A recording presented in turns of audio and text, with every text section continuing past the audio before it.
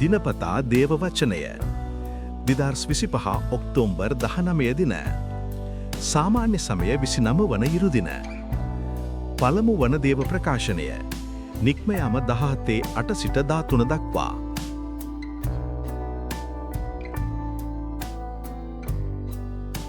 දෙවන දේව ප්‍රකාශනය 2 තිමෝති 3:14 සිට 4:2 දක්වා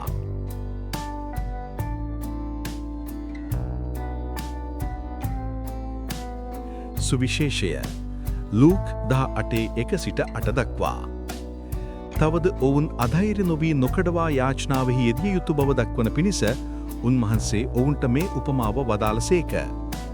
එක් නුවරක දෙවියන්ට බිය නැති මිනිසුන්ට ගරු නොකරන විනිශ්චයකාරයෙක් වීය. එම නුවර වැන්දුබුවක්ද වූවාය. ඈ නොයෙක් වර ඔහු වෙත ගොස් මාගේ විරුද්ධකාරයා මට කළ අයුක්තියට යුක්තිය ඉෂ්ට කළ මැනවයි කීවාය. ඔහු කලක් ඒ ඉල්ලීම නොසලකා හැරියේය. පසුව ඔහු තමාටම මෙසේ කියාගත්තේය. මා දෙවියන් වහන්සේට ගරුබිය නොපෑවත් මනුෂ්‍යයන්ට ගරුසරු නොකලත් මේ වැන්දුබුවගේ කරදරය නිසා ඈ නිතර පැමිණි මා නොවෙහෙසන පිණිස ඈට යුක්තිය ඉටු කර දෙමියයි කීයේය.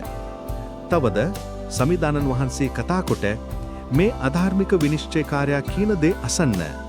දෙවියන් වහන්සේත් දිවාරා දෙක්හි තමන් හට ඈදින තමන් තෝරාගත් අය ගැන යුක්තිය ඉටු නොකරනසේක්ද. උන්වහන්සේ ඔවුන් ගැන බොහෝ නොඉවසනසේක්ද. උන්වහන්සේ ඔවුන්ට වහාම යුක්තිය ඉටු කරනසේකැයි මම ඔබට කියමි. එසේ වොහොද මනුෂ්‍ය පුත්‍රයාණන් වඩිනා කල මිහිපිට ඇදහිල් ඇති අය උන්වහන්සේට සම්භවනු ඇද්දැයි ඇසූ සේක.